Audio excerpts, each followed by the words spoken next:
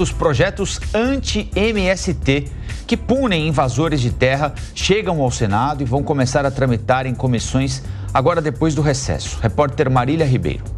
O pacote de projetos que, entre outras medidas, classifica as invasões de terra do Movimento dos Trabalhadores Rurais Sem Terra, o MST, como terrorismo, deve começar a tramitar em comissões do Senado Federal no próximo semestre. São 3 propostas da chamada pauta anti-MST.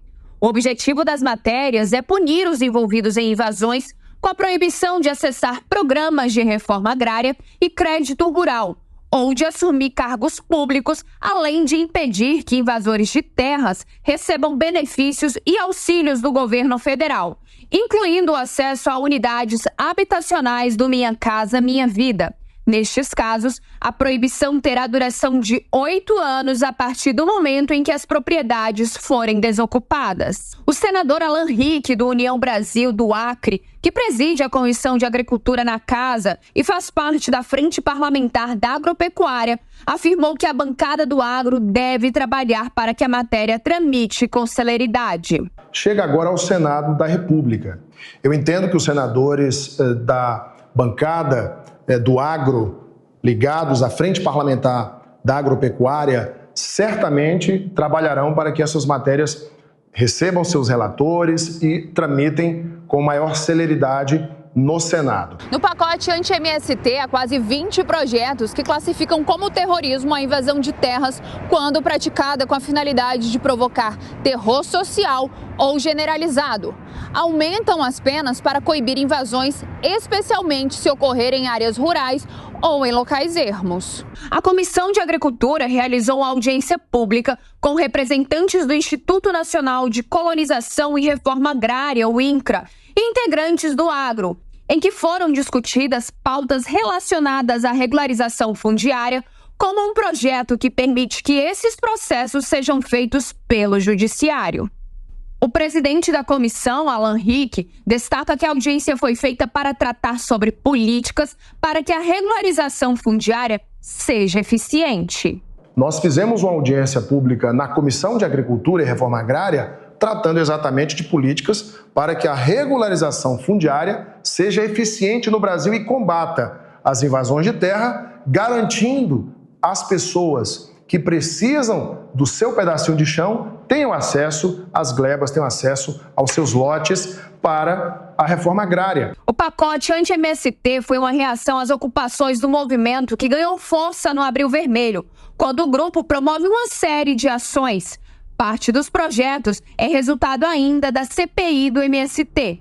A comissão foi instalada para investigar o movimento dos trabalhadores sem terra, que terminou pedindo indiciamento de 11 pessoas, mas sem votação no relatório final. 7 e 8, vamos ouvir os nossos comentaristas desta manhã, o Cristiano Beraldo, Amanda Klein, chegando para se juntarem ao time do Jornal da Manhã. Bom dia a vocês. Amanda, há ambiente para avançar nesse pacote anti-MST, nesse período agora, depois do recesso, ou entre o recesso e as eleições?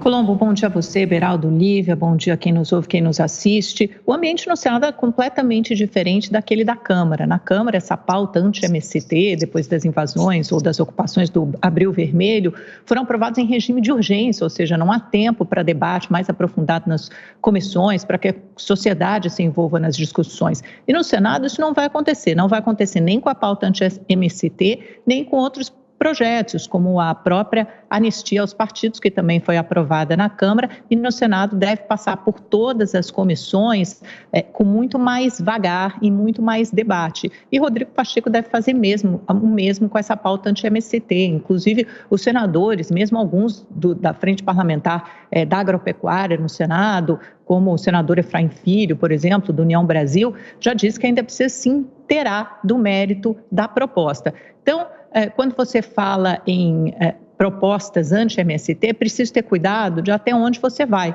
porque, afinal de contas, o MST, por mais que a oposição queira fazer parecer como um movimento terrorista, e está longe de ser isso, é um movimento social e não pode ser demonizado. É claro que invasões a terras produtivas também não devem ser toleradas e podem ter até algum tipo de restrição, mas não cabe tratar todo o movimento social como um movimento terrorista. Isso não guarda o menor embasamento com realidade. Acho que a gente está cansado de saber que terrorismo é outra coisa. É o que o Hamas faz, é o que os terroristas fizeram em 11 de setembro nos Estados Unidos. É algo completamente diferente do que ocorre aqui no Brasil.